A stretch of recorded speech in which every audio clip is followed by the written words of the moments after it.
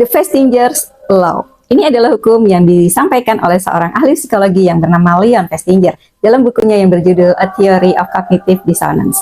Suatu pagi seorang ayah mau berangkat kerja, tapi anaknya merusak jam tangannya. Akhirnya ia pun marah. Ia memarahi anaknya, ia memarahi istrinya. Dalam keadaan marah, ia melewatkan sarapan. Ia membanting pintu, kemudian ia pergi ke kantornya. Dalam perjalanan, ia baru ingat ternyata tas kerjanya tempat ia menyimpan dokumen tertinggal. Ia pun pulang kembali ke rumah, kembali ke kantornya, dan bisa ditebak ia ke kantor dalam keadaan terlambat. Rapat penting hari itu kacau karena datanya dia yang pegang.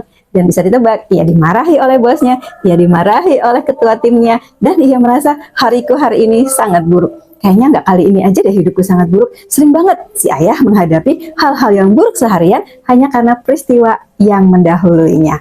Nah, si Leon Festinger itu mengatakan 10% kehidupan manusia itu memang karena ada peristiwa yang terjadi. Tapi 90%-nya adalah bagaimana manusia itu berespon atau bereaksi terhadap peristiwanya.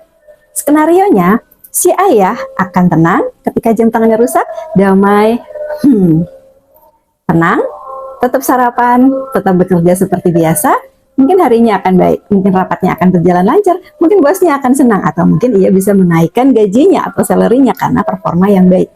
Peristiwanya sama, jam tangannya tetap rusak. Tapi ketika si ayah berespon 90% dengan marah, kesal, jengkel, maka berentetan peristiwa-peristiwa lainnya bermunculan. Peristiwa skenario B, jam tangannya juga tetap rusak. Tapi ia sarapan, hati yang tenang, pergi ke kantor dengan nyaman. Nah, kehidupan manusia, kehidupan kita sebenarnya itu sangat banyak yang relate. Hari kita sebenarnya baik-baik saja. Kita hanya berangkat, kemudian disalib dengan kasar oleh orang lain, kemudian kita marah, ngamuk, kesel. Akhirnya kita menjadi ketemu peristiwa-peristiwa lain yang berderet-deret. Mungkin ban motor kita kesenggol apa, atau mungkin kita menabrak sesuatu, atau kita mungkin bertengkar dengan orang itu, akhirnya kita jadi terlambat atau apapun. Atau kita tetap tenang dan mengatakan, mungkin dia sedang terburu-buru. Ia melanjutkan hidupnya, kita melanjutkan hidup kita. Jadi, The Festinger's Law mengatakan 10% kehidupan manusia adalah apa yang memang terjadi pada kehidupan kita. Dan 90%-nya adalah bagaimana cara kita berespon atau bagaimana cara kita menanggapi peristiwa tersebut.